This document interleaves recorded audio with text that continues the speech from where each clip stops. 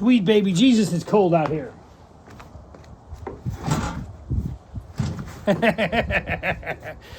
Yoga pants, I don't know if you can see them. All right, enough of the free show. Let's get to the heart of the matter. What's up, YouTube? It's this guy, Jeremy McDonald. Let me hear you say it. One of your very favorite people with Parkinson's. Of course, it's Jeremy, also known as J-Mac, Jeremy Mac. Let's do this thing.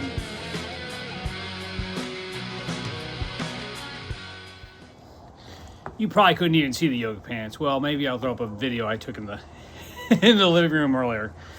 The reason I'm here talking to you about yoga pants or demonstrating my sexy buns in them is I've been doing a lot of yoga lately.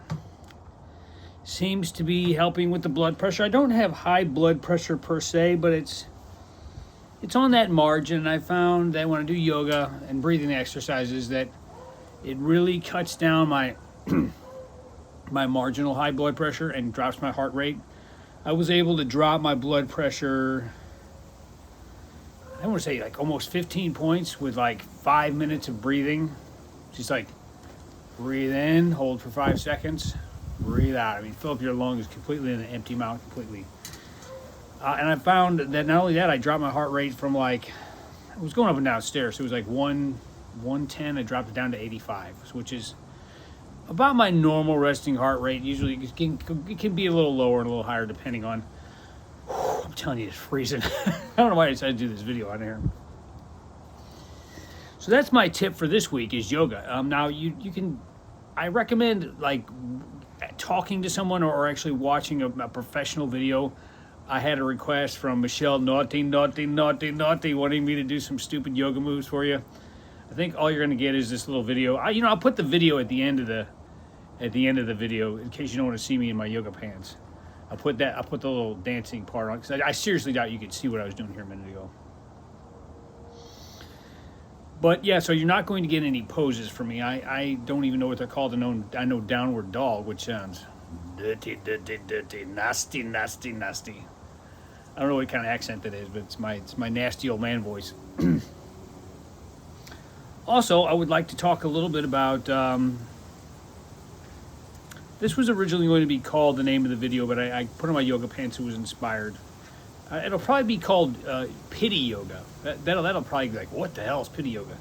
Okay, one of the things that really kind of chaps my behind, my sexy tush, is when people get all pitiful. Like they look at me and they're like, I'm so sorry this happened to you. Which sympathy is different than pity. Pity is like, sorry, I got a neighbor watching. I'm a star. Pity, I get pity from people generally that don't know me very well, like they don't know how good my life is. I go through periods of like feeling really down about myself, as we all do, but then there's periods where I look at my life and I'm like, if I die tomorrow, and Jeebus willing I won't, Captain Kirk willing I won't, I've had an incredible life. I've played in several bands, played in front of hundreds of people, got paid to do it, which was even cooler. I mean, you can play and not get paid, which is, I guess, fine, but I got paid to do it. I've got some incredible friends. I've met some incredibly weird, funny, humorous, crazy people over the years. I've got a beautiful wife and a beautiful son. Now, he's driving me crazy at the moment, I'm not going to lie, but he's driving me crazy, but he's healthy. I mentioned the appendix scare that we had earlier this year. So happy he's healthy. I've got an incredible deck. I say this all the time. These are the things I tell myself, my mantra to myself. So many good memories, so many cool things. I had a motorcycle rode for years. Never got in one accident, which is, it's like fights. I won my first fight, and I'm 1-0, and I retired. So I'm undefeated. And motorcycle riding, I never got in an accident. I retired from motorcycle riding, kind of forced to, but never got in an accident. I've been to some cool places. I got to see some of my favorite bands live. Slayer, Oasis. I got to see Ringo Starr. Saw Tom Petty, Aerosmith, Joe Walsh, The Who, on and on and on. So many good bands. There's a lot of bands that I would like to see, but like I said, if it ended today, I cannot complain about my life. I mean, I guess I could, but who would listen? I'm stupid enough to come out here on this freezing cold day because I've got this incredibly sexy warm leather jacket that my wife hates because I bought it in like 1990. And I love it. It's my favorite piece of clothing that I own. In fact, I've worn the holes in the pockets. My key pocket right here. Worn a hole in the pocket. Just life is good, and pity doesn't get anybody anywhere. I mean, when people get into self-pity, it can be kind of like, well, I mean, how's that working out for you? I don't see the point of pity.